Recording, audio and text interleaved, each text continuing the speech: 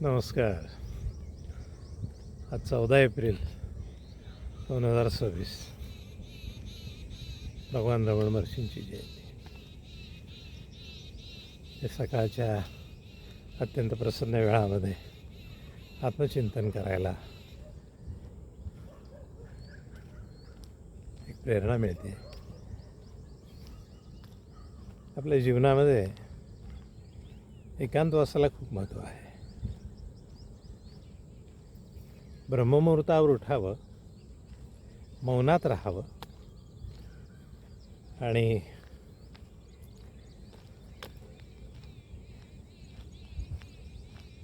शरीराला आणि मनाला मिळालेल्या विश्रांतीमुळे टवटवीत स्थितीमध्ये शौचमुखमार्जन स्नान इत्यादी करून प्रार्थना, पूरक व्यायाम, टोनिंग, योगासन, प्राणायाम, मंत्रोच्चार, निसर्ग सान्निध्य हे सर्व आत्मचिंतनासाठी अत्यंत उपयुक्त आहे. यावेळी जगाच्या व्यवहारामध्ये न सापडता स्वतःमध्ये जर रमलं आणि आपलं शारीरिक, मानसिक, बौद्धिक आणि आत्मिक सामर्थ्य वाढवायला हा काळ अत्यंत उपयुक्त आहे. ही स्थिती योग्य झाल्यानंतर मग आपण बाह्य जगतामध्ये उद्योगधंदा, कुटुंबाची व्यवस्था, समाजकारण, अर्थकारण आणि विश्वाच्या अनेक पटलावरती आपण विचार करू शकतो, महान कार्य करू शकतो.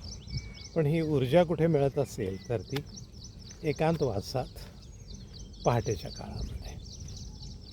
दिवसभरामध्ये बाह्य जगताच्या व्यापामध्ये अडकलेला असतानासुद्धा त्यातून थोडा वेळ बाजूला जाऊन एकांतवासामध्ये चिंतन करायला पाहिजे.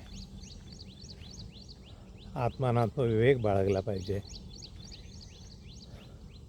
सत्य असत्य जाणून घेतलं पाहिजे आणि आपली पावलं सन्मार्गाच्या दिशेला सहजतेनं कशी वळतील यासाठी हा एकांतवासमधील हे चिंतन अत्यंत आवश्यक आहे. ओम गुरुदेव. नमस्कार.